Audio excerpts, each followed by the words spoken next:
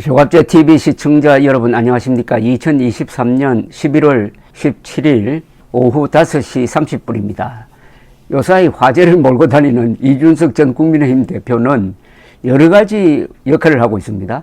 신당 창당을 준비한다고 하기도 하고 또 끊임없이 대중매체, 텔레비전, 유튜브 등에 나가서 뉴스거리를 만들어냅니다. 이준석 전 대표처럼 많은 기자들을 몰고 다니는 사람은 아마 없을 겁니다. 인요한 혁신위원장 정도가 아닌가 하는 생각이 드는데 요사이 한동훈 법무장관에 대한 여러 가지 논평을 하는 게 매우 흥미롭습니다. 한동훈 법무장관은 나이가 만 50입니다. 그리고 내년이면은 이준석 전 대표도 40이 됩니다. 약 10살 차이인데 국민의힘이 지지율이 가장 높았을 때가 있습니다. 작년 한동훈 법무장관이 임명이 되고 이준석 대표가 국민의힘을 지휘하면서 지방선거를 치르고 있던 그 무렵이었습니다. 그러니까 작년 5월, 4월 이 무렵에 국민의힘 지지율이 가장 높았습니다. 그러니까 가장 관심을 많이 모으는 사람이 당시에는 작년 4월, 5월 무렵에는 윤석열 대통령, 한동훈 법무장관, 이준석 대표였습니다. 지금 돌이켜 생각해 보면 이 세 사람의 이미지가 잘 조화가 되어 가지고 국민의힘 지지율이 최고로 높았고 그 다음에 6월 1일 지방선거에서 국민의힘이 전국적으로 압승할 수 있었던 힘이 거기서 나온 것 아니냐 하는 생각이 듭니다. 아주 이상적으로 어떤 진용을 짜보면은 국민의힘이 이번 총선에 임하는 얼굴이 첫째가 비상대책위원장이든지 아니면은 혁신위원장이든지 아니면 대표가 되겠죠. 선거대책위원장이든지 거기에 공동대표 자리를 만들어 가지고 한동훈, 이준석 이렇게 두 사람을 내세우면 어떨까 하는 생각이 듭니다. 한동훈 50세, 이준석 30대 후반, 40세로 반올림한다면은 이런 얼굴로 선거에 임한다면은 이준석이 대표하는 젊은 표, 그리고 중도표, 한동훈이 대표하는 보수, 이게 합쳐질 수 있지 않을까? 그건 완전한 상상입니다. 그러나 불가능한 조합은 아니라고 생각합니다. 정치에서는 상상력이 필요합니다. 그 상상력이 국면을 바꾸는 경우가 몇 번 있었습니다. 1987년 6.29 선언, 그리고 아무도 생각하지 못했던 김대중과 김종필의 이른바 DJP 연합, 또 2002년의 선거판을 확 바꿔버린 정몽준, 노무현 두 사람의 토론과 여론조사에 의한 단일화, 이런 게 다 상상하지 못했던 걸 함으로써 권력을 만들어내는 과정이었습니다. 그렇다면 한동훈, 이준석 한 팀으로 만드는 게 난 불가능하지 않다고 생각합니다.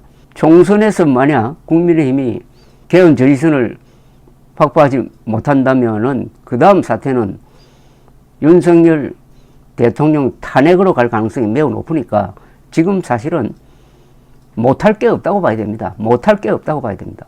권력을 놓치면은, 국회를 또 놓치게 되면은 앞으로 그 뒤 3년간의 윤석열 대통령 통치 기간은 아주 괴롭게 될 것입니다. 나라도 불행해질 가능성이 있습니다. 그런 점에서 요사이 이준석 전 국민의힘 대표가 한동훈 법무장관에 대해서 제3자 입장에서 논평을 하고 있는 게 매우 흥미롭습니다.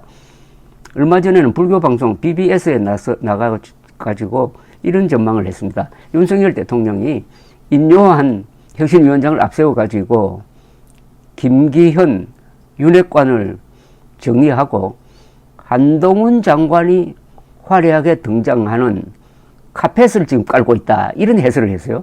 그래서 한동훈 장관이 뭐 비상대책위원장이 되든지 선거대책위원장으로 화려하게 등장할 것이다 하는 평을 했는데 어제는 YTN 뉴스라이드에 나와가지고 이런 논평을 했습니다. 그걸 소개해 드리겠습니다. 알고 봤더니 천직이 검사가 아니라 정치인일 수 있다고 했습니다. 한동훈 장관이 검사로 알려져 있지만은 정치적 감각이 좋다는 이야기죠. 알고 봤더니 천직이 정치인이더라. 그러면서 이런 표현도 했습니다. 끌고 보지 않는 복권은 모른다고 했습니다. 한 장관이 법무부 장관으로 임명됐을 때도 기술을 초월한다는 이야기도 있었고 상당히 젊다 보니까 우리가 있었지만 법무부 장관으로서 자신의 스타일 영역을 구축한 것이 맞다고 했습니다. 그러면서 어디로 튈지 모르는 복권이기 때문에 총선 등판은 선택해봐야 하는 것이다. 고민해봐야 하는 것이다 하는 그런 뜻입니다. 이준 대표는 한동훈 장관을 겨냥해서 지금까지 한 장관이 살아온 삶은 검찰에 있을 때도 상관을 모시는 삶이었다면서 지금도 어쨌든 그립이 강한 대통령 밑에서 법무부 장관으로 일하고 있다 하면서 한 장관의 어떤 한계를 지적을 했습니다. 한동훈 장관이 논리가 분명하고 말을 잘하고 그리고 문재인 정권 때 탄압을 이겨내고 하는 투지도 있고 감각도 있는데 결국 윤석열 대통령의 아바타 비슷한 이미지가 있는 것 아니냐. 그렇다면은 한동훈 법무장관이 과연 자신의 지지 기반을 젊은 층과 중도로 확장시킬 수 있겠느냐 하는 그런 문제의식을 이준석 대표는 갖고 있습니다. 이준 대표는 이어서 당의 비대위원장이나 중요한 역할을 맡는다는 것은 당 내에서는 만인지상이 된다는 의미다. 완전한 리더십을 가졌을 때 어떻게 행동하느냐는 다를 수 있는 것이다. 그것은 전혀 예측이 불가능한 영역이라고 했습니다. 큰 자리에 갔을 때 어떻게 행동하는지는 끌고 보지 않는 복권처럼 알 수가 없다. 그런 이야기입니다. 이준석 전 대표는 한 장관 부인 진은정 변호사가 최근 봉사활동을 한 것을 두고 어느 정도 공적 활동을 예상하고 있는 것이 아닐까 하는 생각이 든다. 국무위원 배우자들이 그런 봉사활동을 하는 것은 늘상 있던 일이라 하더라도 모든 언론이 주목해가지고 진 변호사의 사진을 찍어서 낸 걸 보니까 진 변호사도 굉장히 그것을 예상한 듯 준비한 모습으로 본다. 그래서 한동훈 장관이 정치를 하게 될 것이다. 이렇게 전망을 했습니다.